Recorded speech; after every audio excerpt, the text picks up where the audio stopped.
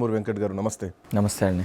బల్మూరు వెంకట్ అనగానే రాజ్భవన్ దగ్గర చేసినటువంటి ఫైట్, ఐ థింక్ ఆ టైంలో మీ రిప్స్ కూడా విరిగిపోయినాయి. ఆ టైంలో ఒక ఫైట్, ఒక పోరాటమే కనిపిస్తుంది. బాసరా ఐఐటీకి వెళ్ళడం కానీ, యూనివర్సిటీలకు వెళ్ళడం కానీ, ఏ యూనివర్సిటీ అంటే ఆ యూనివర్సిటీకి వెళ్ళినటువంటి బల్మూరి వెంకట్ విద్యార్థుల విషయంలో ఒక హీరోనే. అప్పుడు ప్రతిపక్షంలో ఉన్నప్పుడు, అధికారంలోకి వచ్చినాక బల్మూరి వెంకట్ ఏమైనా డల్ అయ్యారా అంటే ఏం చెప్తారు? ఒకటి, ఆ ప్రతిపక్షంలో ఉన్నప్పుడు ఒక విద్యార్థి సంఘ నాయకునిగా నా బాధ్యతల్ని సంపూర్ణంగా విద్యార్థుల యువకుల కోసము ఎక్కడ సమస్య ఉందన్నా ఆ సమస్య నాది, అది నా కుటుంబ సమస్య.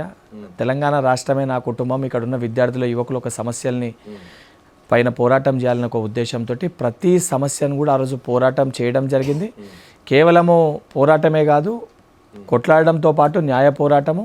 దాని తర్వాత పోరాటం చేసిన సమస్యలన్నిటిపైన కూడా అధికారంలోకి వచ్చినాక అవన్నీ సమస్యల్ని కూడా మా మేనిఫెస్టోలో పెట్టించడం కానివ్వండి, దాని తర్వాత ఈరోజు అధికారంలోకి వచ్చినాక ఆ సమస్యల్ని పరిష్కరించడంలో కానివ్వండి, తప్పనిసరిగా నా బాధ్యతను నేను సంపూర్ణంగా అంటే పూర్తి చేస్తున్నాను, పనిచేస్తున్నాను అనే ఒక సెల్ఫ్ సాటిస్ఫాక్షన్ అయితే నాకుంది.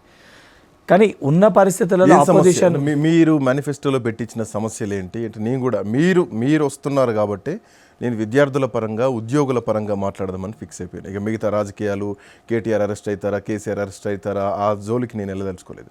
బట్ మీరు ఏ అంశాలు మేనిఫెస్టోలో పెట్టించారు, ఏ అంశాల కోసం ఫైట్ చేస్తున్నారు, ఆ అంశాలు స్టిల్ అట్లాగే ఉన్నాయి. ఫస్ట్ క్వాలిటీ ఆఫ్ ఎడ్యుకేషన్, విద్యార్థులకి మెరుగైన విద్యను అందించాలి అని ఒక ఉద్దేశము. దానితో పాటు స్కూల్స్లో infrastructure, universities development, universities infrastructure development, దాంతోపాటు ఏదైతే యూనివర్సిటీ స్టాఫ్స్ని, రెగ్యులర్ స్టాఫ్ని రిక్రూట్ చేయడం కానీ, దానితో పాటు సరైన వ్యక్తుల్ని వైస్ ఛాన్సలర్గా నియమించడం కానివ్వండి, దానితో పాటు ఇంటిగ్రేటర్ తరహాలో, ఇంటర్నేషనల్ తరహాలో మండల్ లెవెల్లో మోడల్ స్కూల్స్ని ప్రారంభించడం కానివ్వండి, దానితో పాటు టీజీపీఎస్సీ ప్రక్షాళన కానివ్వండి, ఇతర రిక్రూట్మెంట్స్ బోర్డ్స్ పరిధిలో 2017కి వెళ్ళి పెండింగ్లో ఉన్న ప్రతి రిక్రూట్మెంట్ని కూడా, ప్రతి నియామకాలని కూడా కోర్టు కేసులో ఏదైతే చిక్కుముడిలో ఉన్న చిక్కుముళ్ళను అన్నింటినీ కూడా తీసి నియామక పత్రాలు, ఆ యొక్క ఏదైతే ఎగ్జామ్ రాసి, ఎగ్జామ్ కండక్ట్ చేసి చేయక, కండక్ట్ చేసి నియామక పత్రాలు రాక, ఉద్యోగం వస్తుందో రాదో అని చెప్పి బిక్కుబిక్కుమని ఇబ్బంది పడుతున్న యువకులందరి సమస్యల్ని పరిష్కరించడంలో, ఇవన్నీ సమస్యల్ని పరిష్కరించడంలో 100% ప్రభుత్వం ఏదైతే ఈ 2 సంవత్సరాల కాలంలో తప్పనిసరిగా ప్రభుత్వం తన బాధ్యతను తను నిర్వహించింది.